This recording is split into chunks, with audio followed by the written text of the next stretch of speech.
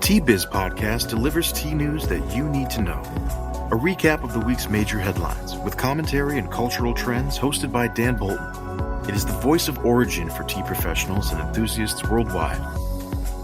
The Tea Biz podcast and blog connect you directly to experts in the tea lands.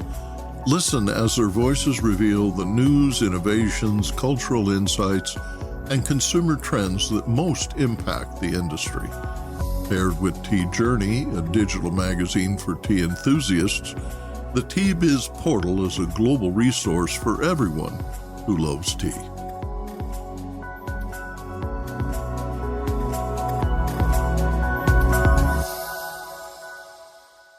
Hello, everyone.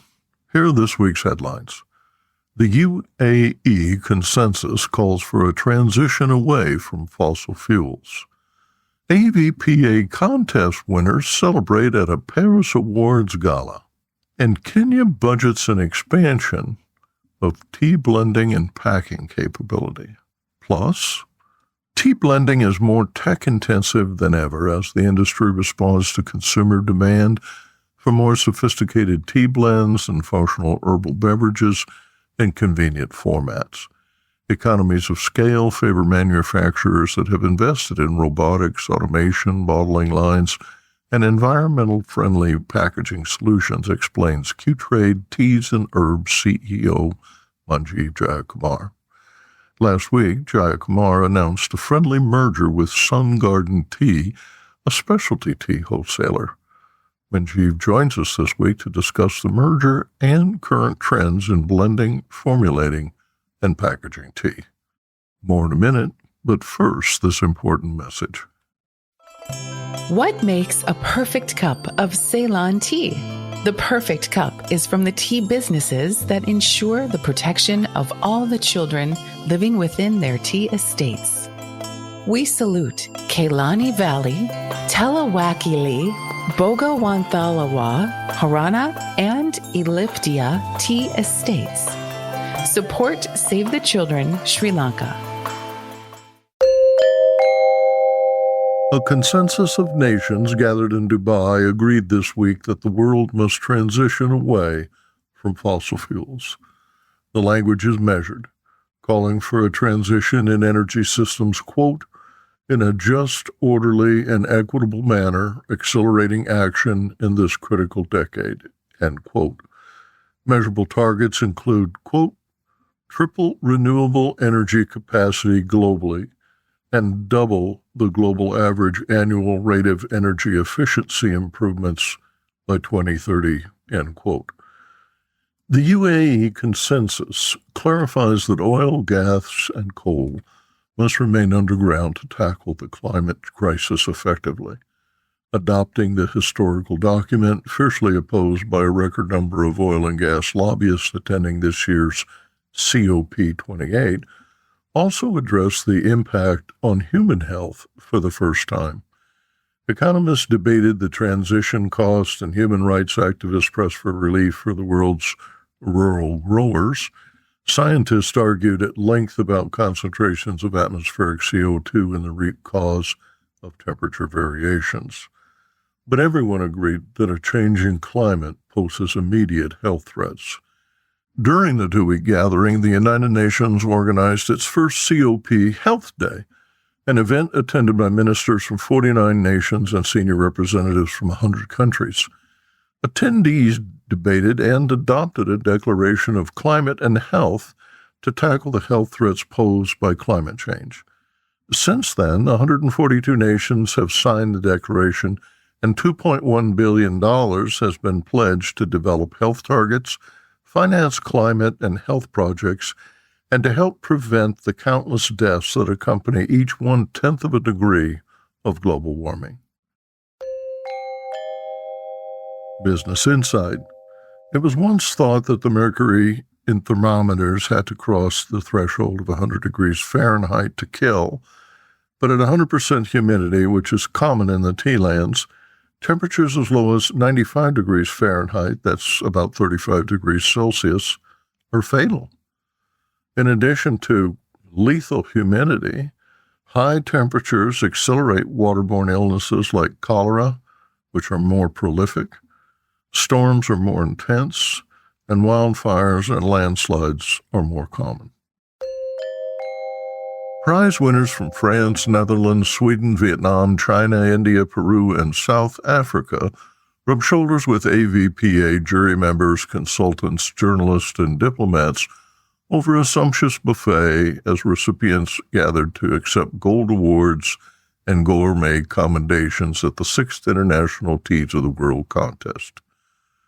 Tea-Biz correspondent Anne Frédérique Deroux writes, quote, "It was a convivial evening in Paris with Philippe Juglar, founder of the AVPA, Corinne Baudry, president of the jury, and other members of the jury present, champagne in hand.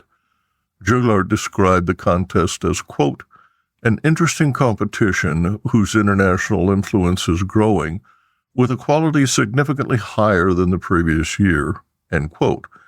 He emphasized, quote, lots of teas, diversity, and creativity. It's a pleasure for the jury to discover, end quote. 300 teas from 20 countries were in competition for 167 awards, of which 37 were gold. First to receive an award was Barrel Tea from the Netherlands, an infusion a bit out of the category according to judges. It's an unusual idea involving the infusion of wood from barrels containing spirits. The gold was for cognac and the silver for Scotch whiskey.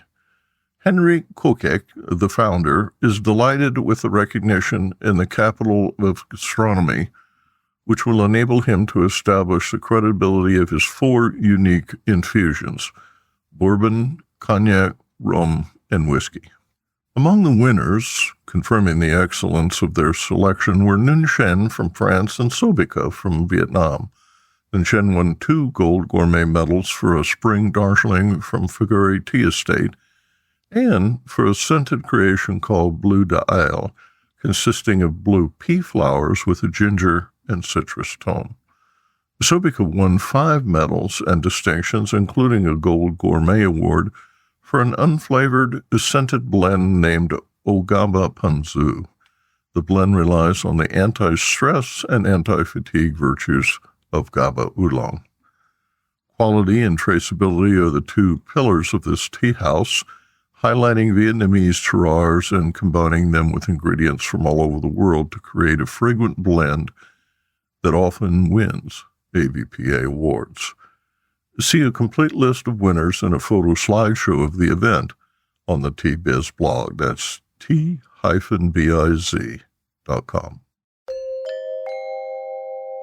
Blending and packaging in the tea lands is far more lucrative than exporting bulk tea to be processed at destination countries. Value addition generates foreign exchange dollars, boosts farmers' earnings, expands employment, and reduces logistics costs. Local packers add value to only 10% of Kenya's tea before export. Last week, Kenyan Cabinet Secretary Mithika Linturi, who heads the Agriculture and Livestock Development Ministry, described National Treasury-approved incentives budgeted to expand value addition in the new year. He also announced the government's decision to suspend the VAT, that's a value-added tax, on tea that is processed in-country. The goal set by President William Ruto is to add value to at least 40% of tea exports during the next 5 years. Linturi told attendees at the annual meeting of directors of the Kenya Tea Development Agency, KTDA, that the government intends to, quote, unlock the potential, end quote, of Kenya's tea. KTDA operates 57 bulk processing facilities and buys about 60% of the tea grown in Kenya. 11 of the KTDA factories are currently producing orthodox tea. 2 KTDA factories are installing new orthodox tea lines. Quote, I urge KTDA-managed tea factories to leverage these incentives to upscale their manufacture of orthodox tea and value addition at factory level, instead of continuing to make bulk tea sales, end quote, said Linturi. Directors were enthusiastic.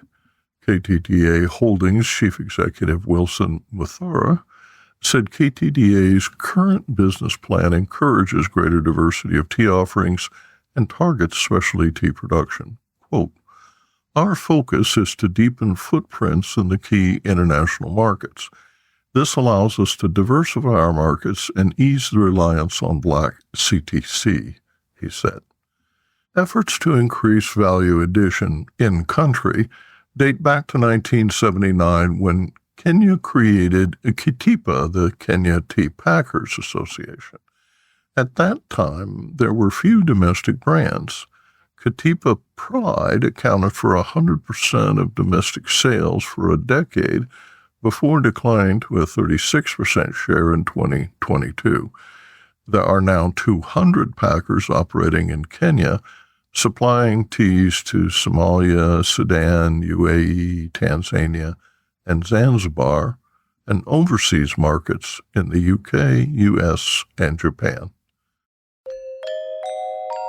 Business Insight.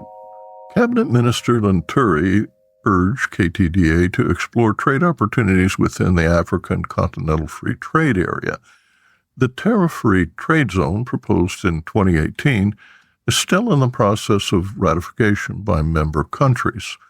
Once that process is complete, the trade area will encompass 1.3 billion people across 55 countries, becoming the world's largest market for goods and services, with a combined gross domestic product valued at $3.4 trillion. Next, Arvinda Anantharaman in Bengaluru reports this week's India Tea News.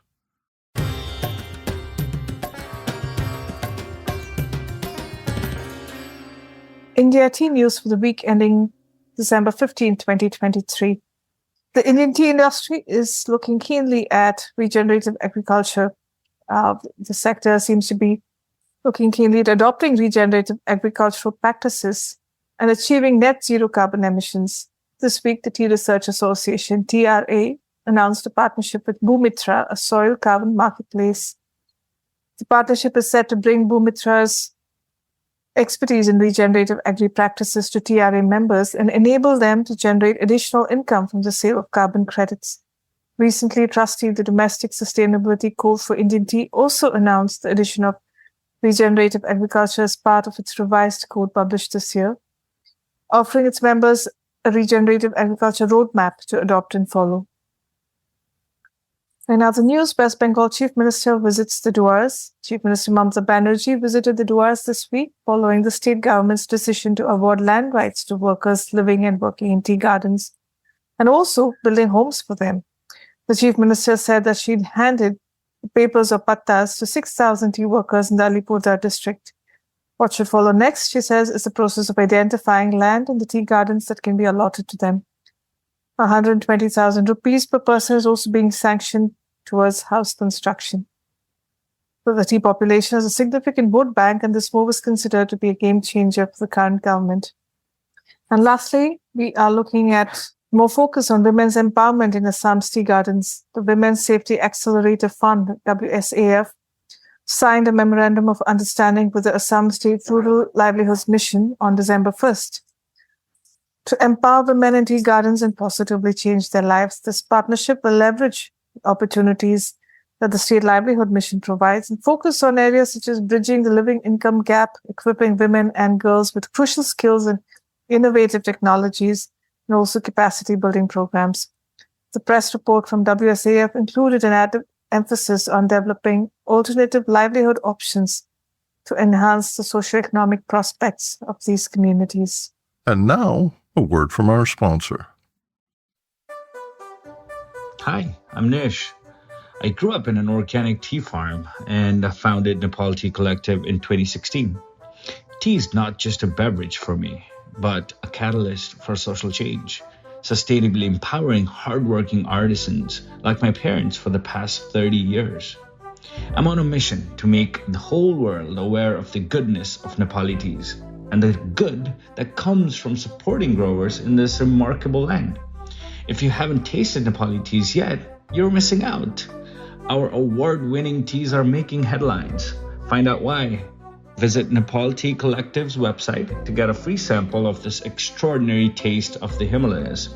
That's nepalteacollective.com. Or just send me an email at nish, Nish, at nepalteacollective.com. Cheers.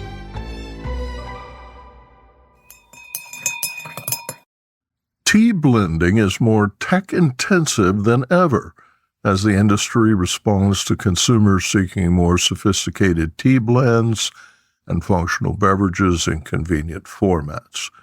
Economies of scale favor manufacturers capable of investing in robotics, automation, bottling lines, and environmentally friendly packaging solutions, explains QTrade Teas and Herbs CEO Manjiv Jayakumar.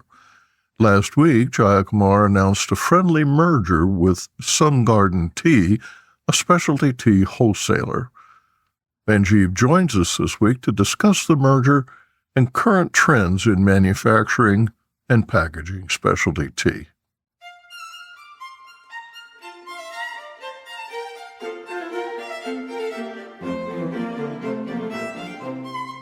Manjiv Jayakumar, a Harvard University graduate, worked on Wall Street as a financial analyst for Goldman Sachs for several years before joining QTrade Tea and Herbs in 2005. QTrade was founded by his father, Manik Jayakumar, in 1994. Manjiv is the company's chief executive officer. Since I joined, in many ways, it's sort of been a whirlwind of trying to keep up with our clients who grew in exciting ways, who innovated in exciting ways, and really pushed us to support them in ways that we never thought possible. And so I've enjoyed the process of helping build this company and to help advise and support the businesses of our clients. During QTrade's early years, coffee roaster and retailer Craig Min, founder of LaMille Coffee, began wholesaling and blending specialty tea. His Alhambra-based Sun Garden Tea and Cerritos-based QTrade were nearly neighbors in the vast expanse of the industrial belt east of Los Angeles. Their proximity and compatibility led the two companies to collaborate frequently, a relationship formally recognized in the merger. Thanks so much, Manjiv, for joining us on the Tea Biz podcast. This is a friendly merger between two well-known companies. Craig Min had been involved in business for a long time. Both companies offer fine tea. Both are aligned to supply organic, sustainable, and fair trade specialty teas. Will you describe how the merger came about and how it benefits wholesale customers? Sun Garden and QTrade Teas are local neighbors. Sun Garden is located about 30 minutes away from us. And we do have a history of collaboration. And, over the years, we have discussed the possibility of what would being together look like and, would it make sense? And this summer, Craig and I sat down and we wanted to look at it in detail. And as we began to look at the details, we really began to feel that there's compelling reason to do this. That it would be beneficial, the economies of scale would be positive, and the expanded set of sort of ingredients and services would be welcomed by both our client communities. A lot of this was really possible because of a very shared history and awareness of the organic and fair trade communities going back to 1998. And there was a fair amount of collaboration that predated my joining of QTrade, where Craig and my father had interacted. And so there was really a good foundation to build upon. And I think to answer your second question of what this means to our shared clients, first, there is a deepening and widening of our organic and fair trade tea and botanical and spice selection. So we now offer both organic and fair trade teas from kind of the historical origins, both China and India, but, ranging from Vietnam all the way to Mozambique. And we're very excited about these real intriguing and new origins that have a lot of value to offer our clients. But we also feel that the new set of services that our company brings can be really valuable to the shared set of clients, blending and packing, to bottling and other things as well. Will you discuss the growing sophistication of value addition as formats expand and brands introduce complex blends of functional, condition-specific teas and those with extensive and exotic inclusions? So there is growing demand across the spectrum of function and traditional sensory expectations of tea. The two newest formats that we get a lot of requests for from our client community are stick packs, which is really on the functional side. It's a convenient format and it has sort of multiple applications. And it's an exciting new way to reach a community of teas, community of tea consumers. The other is tea in cans. And so this is a growing format across not only tea, but many other categories, including water, as you know. And there are some wonderful products, both in the still and sparkling category, that we support. And so we are very excited about these two particular formats. Blending, packaging, adding flavors, and even bottling tea is shifting closer to the tea lands and logistics hubs like Dubai and Mombasa. Market researchers at IBIS World describe the contraction of these services in destination countries in Europe and the U.S. It's an important part, what I would describe as the ecosystem of services to support brands to deliver the consumer experience that they're looking for. And the increased sophistication of companies at countries of origin and the development of hubs like in Dubai are really making a difference. And as we think about it from our perspective, it really offers us expanded reach and capabilities to leverage relationships built over several decades, where we can offer products, solutions, both onshore here in the United States to service the North American market, but leverage infrastructure and real expertise at origin as well. So we welcome it, and I think it's a very positive thing. And we have learned a lot from origin, and clients seem to be embracing it as well. But we believe sort of the optimal solution is sort of this hybrid mix of because it's still very product specific and solution specific, which supply chains can benefit from this new infrastructure and expertise. And I would say that there's still some concern about, there's still an overhang from COVID and supply chain risks that happen there. While there's an effort to move towards origin, there's still a fair amount of interest to manage risk in the supply chains and to localize where possible. In manufacturing, scale matters. Automation, robotic sorting, bottling, pyramid bagging, packaging, and high-volume V-blenders packed into a 70,000 square foot facility make QTrade's capabilities formidable. Yet QTrade retains smaller clients, stocks minor herbs, and offers small-scale customizations. That's a really good question. Over the last 10 years in particular, we have made a big effort to build an infrastructure that can support specialty teas at scale. We grew up blending 1 pound at a time, custom blending 1 pound for our clients in 2006. Gradually, those volumes increased as our clients' demand grew. And we really focused on building a company that can do those same types of complex, beautiful, and aromatic blends at the 25,000 pound level as well. During this sort of transition, as we built more infrastructure, we have retained some of our smaller clients, and certainly with this merger, we have acquired a new community of smaller clients that reminds us of our origin. And I must say, those clients are still by far the most passionate and the most innovative clients. We have learned so much from them and continue to do so. And there's a lot of passionate people within the company who really like that segment as well. So it is difficult to manage these two ends of the spectrum, but that's part of where the skill comes in developing inventory solutions and blending systems so you can do both well economically.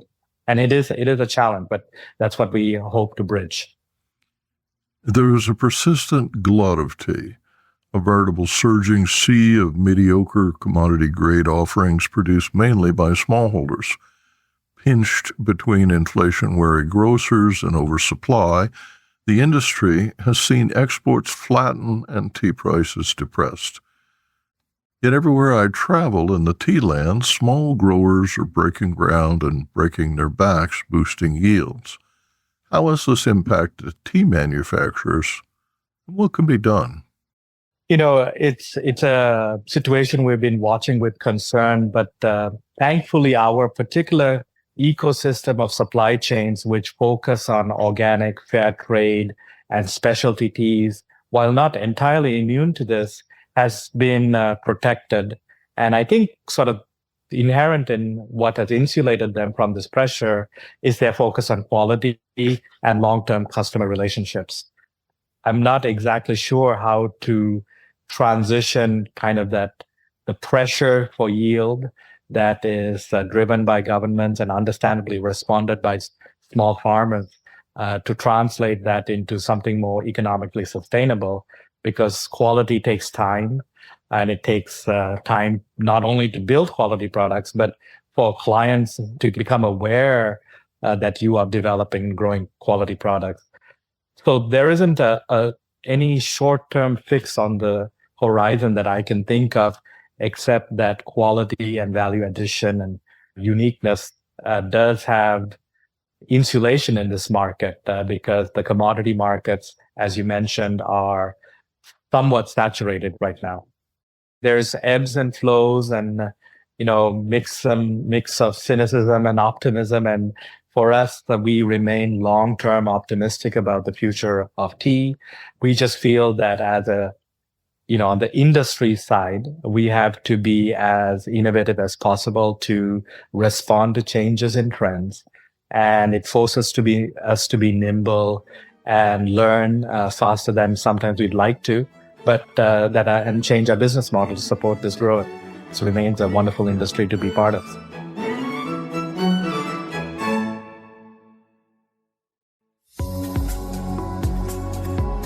Intrigued by what you heard in today's podcast? Would you like to learn more from our global network of Tea Biz journalists and tea experts? Remember to visit the Tea Biz website for more comprehensive coverage. That's www.t-biz.com.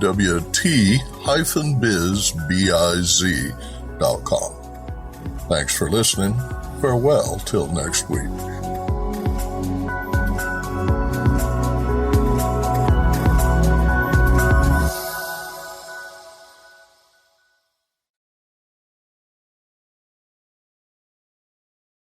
Produced by Adavita Studios. Connect your voice to the world.